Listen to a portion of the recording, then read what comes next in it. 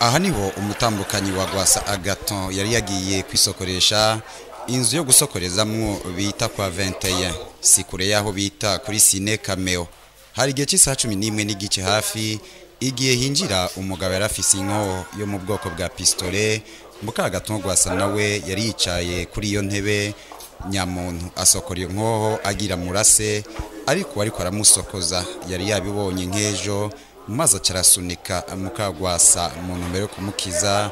Niho urusaso rwamufata ku mutwe ariko ntibamwinjiramwo. Uyu mukenyezi yace yitabariza bacara munyarukana mu bitaro Bumerek aho ariko aravurirwa. Aho mu bitaro Bumerek igihe twashika Gwasa Agathon niho yarari, akaba yavuze ko ubuzima bw'umufasoni wiwe butabangamiwe cyane kandi nawe nyene ntabwo yarafise umuntu arabishije amaso. Bo bari kumwe mu runani Anake hamwe n'abandi nk'abumbuserukizi b'ibihugu vyabo nabo nyene bari bahageze. Agathon Gwasa akaba atashimye kugira ico avuze kuri ico gitero cazo guhitana umukenyezi wiwe, akaba ari inkuru tuzogarukako.